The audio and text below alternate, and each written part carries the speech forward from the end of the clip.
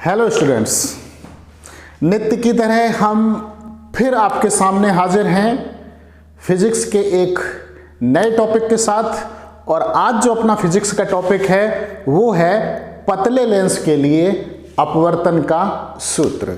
Dear students, ये जो topic है वो प्रकाशिकी यूनिट से है और हम आपको बताते चलें कि प्रकाशिकी यूनिट से बोर्ड एग्जाम में इस बार 13 नंबर का आने वाला है। जी हाँ स्टूडेंट्स, 13 मार्क्स का।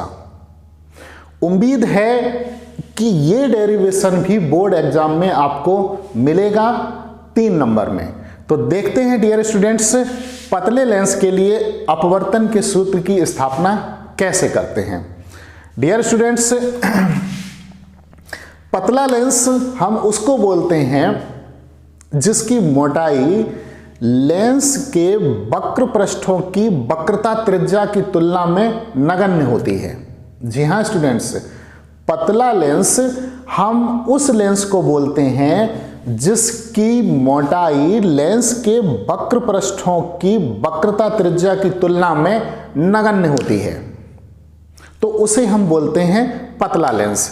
अब डियर स्टूडेंट्स, जो यदि ये बोर्ड एग्जाम में आता है तो इसकी शुरुआत हम कहाँ से करेंगे, तो सबसे पहले हम आपको चित्र के बारे में सारी बात बताते चलें। जब भी ये बोर्ड परीक्षा में आए तो सबसे पहले आप चित्र ही बनाएंगे।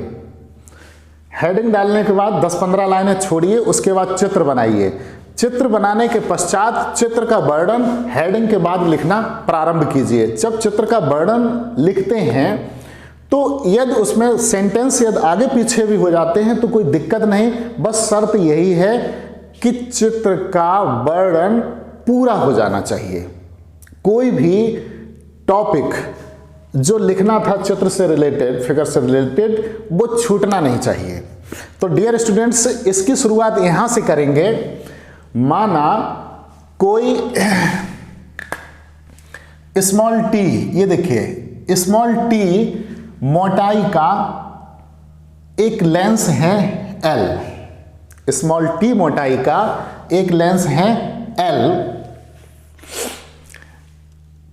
इस लेंस का जो अपवर्तनांक है वो है N2। एक एक बात समझते चलिएगा स्टूडेंट्स। माना स्मॉल टी मोटाई का कोई लेंस है L।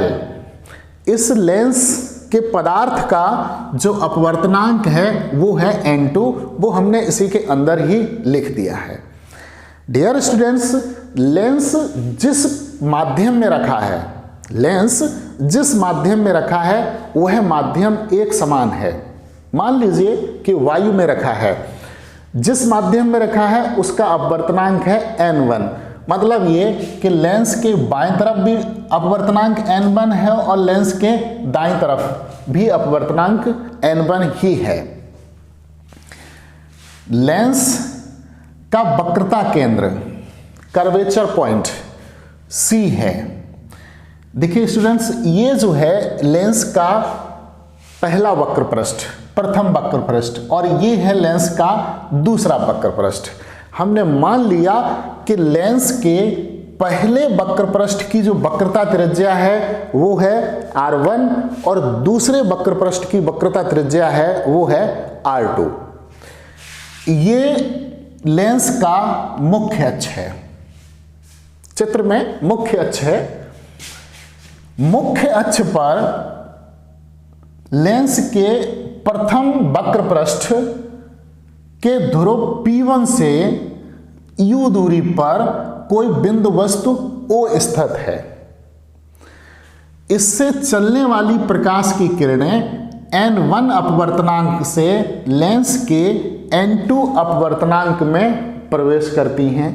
ये किरणें लेंस के प्रथम पृष्ठ से अपवर्तन के पश्चात इनका प्रतिबिंब जो है वो I डैश पर बनता है। अब लेंस के प्रथम पृष्ठ के ध्रुव P1 और प्रतिबिंब I डैश के बीच की दूरी, ये देखिए स्टूडेंट्स, कितनी है? V dash. अतः गोलीय पृष्ठ पर प्रकाश के अपवर्तन का सूत्र, इससे हम आगे करना प्रारंभ करेंगे। फिर एक बार समझिए इस बात को कि पतला लेंस हम उसे कहते हैं जिस लेंस की मोटाई लेंस के वक्र पृष्ठों की वक्रता त्रिज्याओं की तुलना में नगण्य होती है। माना कोई स्मॉल टी, ये देखिए स्मॉल टी, माना कोई स्मॉल टी मोटाई का लेंस L है जिसका अपवर्तनांक n2 है। लेंस को एक समान माध्यम में रखा गया है जिसका अपवर्तनांक n1 है। मतलब यह है कि लेंस के लेफ्ट साइड और लेंस के राइट साइड दोनों साइड n1 अपवर्तनांक का ही माध्यम है। लेंस का वक्रता केंद्र है C। लेंस के प्रथम पृष्ठ की वक्रता त्रिज्या r1 है और लेंस के द्वितीय पृष्ठ की वक्रता त्रिज्या r2 है। लेंस के प्रथम पृष्ठ के ध्रुव P1 से U दूरी पर कोई बिंदु वस्तु O स्थित है।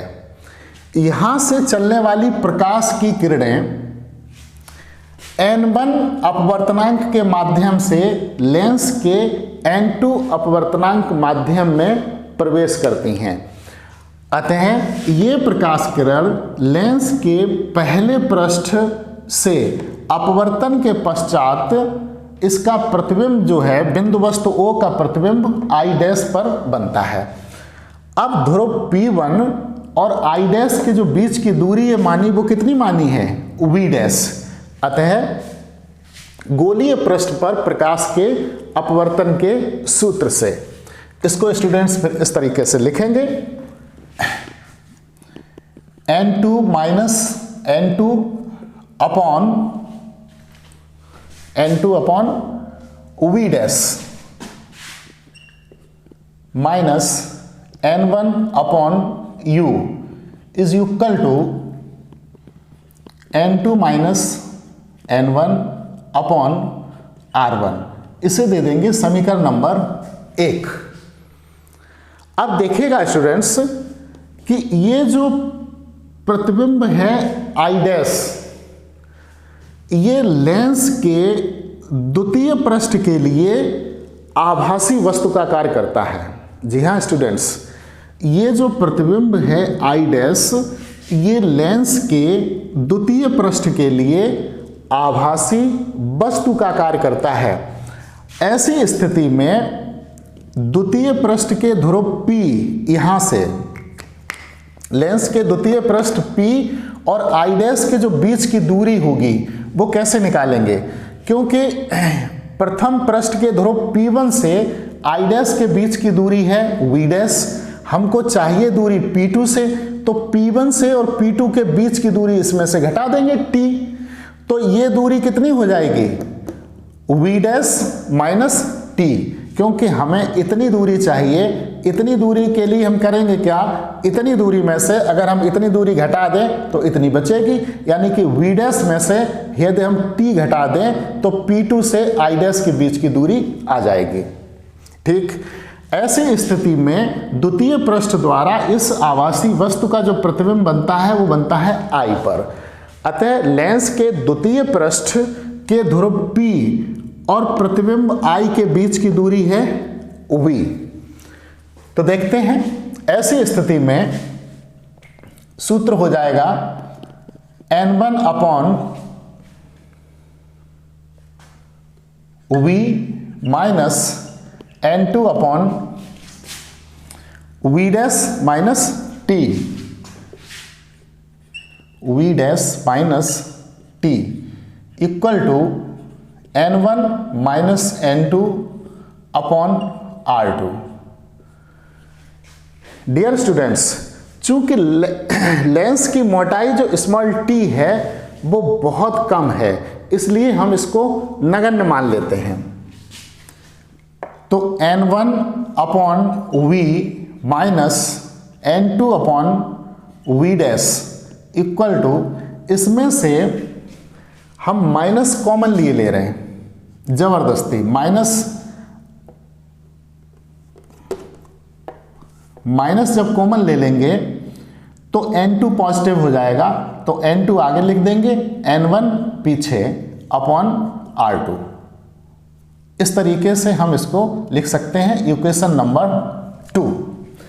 अब समीकरण 1 और समीकरण 2 को जोड़ देंगे। समीकरण 1 व समीकरण 2 को जोड़ने पर देखिए स्टूडेंट्स, जोड़ते हैं तो ये हो जाएगा n2 upon v dash minus n1 upon u plus समीकरण 2 ये है n1 upon v minus n2 upon v dash is equal to LHS में LHS जोड़ दिया, RHS में RHS जोड़ देंगे। यहां पे क्या है n2 minus n1 upon r1, इसमें ये जोड़ेंगे तो minus n2 minus n1 upon r2। अब देखिएगा स्टूडेंट्स, ये स्टेप कट जाएगा, n2 अपॉन b डैश, ये प्लस का है ये माइनस का है तो कट गए। अब इसमें हम प्लस वाले पद पहले लिख लेंगे, माइनस वाला बाद में, यानी कि n1 अपॉन v पहले लिख लिया माइनस n1 अपॉन u बाद में इज इक्वल टू, इसमें से n2 माइनस n1 कॉमन ले लिया, n2 माइनस n1 बचेगा क्या 1 upon r1 minus 1 upon r2। Okay, अब देखिएगा स्टूडेंट्स, यहां पर हम n1 कॉमन ले रहे हैं तो यहां बचेगा 1 upon v minus 1 upon u is equal to, इस स्टेप में कॉमन कुछ नहीं है लेकिन हम अपने मतलब के लिए इसमें से n1 को कॉमन ले रहे हैं तो यहां हो जाएगा n2 अपॉन n1 माइनस 1 और ये जो कहते हो 1 upon r1 minus 1 upon r2।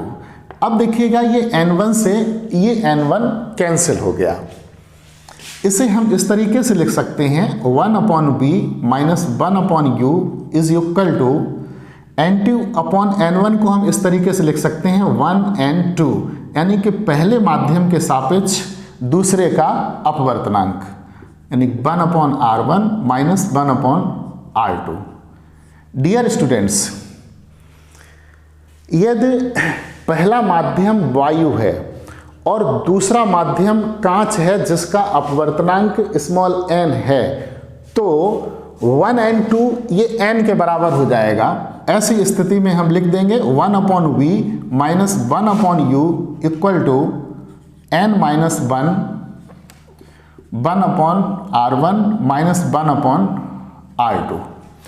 अब देखिएगा स्टूडेंट्स, यदि वस्तु अनंत पर हो, मान लेते हैं कि वस्तु अनंत पर है, यदि वस्तु अनंत पर है तो उसका फोकस, उसका जो फोकस है, उसका जो प्रतिबिंब है वो लेंस के द्वितीय फोकस पर बनता है। ऐसी स्थिति में v इक्वल टू हो जाएगा f तथा u कितना होगा अनंत। हम इसे लिख सकते हैं 1 upon f minus 1 upon infinitive is equal to n minus 1 upon r1 minus 1 upon r2। Okay, 1 upon infinitive जो होता है वो शून्य होता है। अनंत का यदि हम किसी में भाग देते हैं तो शून्य बार ही जाता है और शून्य का यदि हम किसी में भाग दें तो अनंत बार जाता है। यहां से हम इधर आ रहे हैं तो चूंकि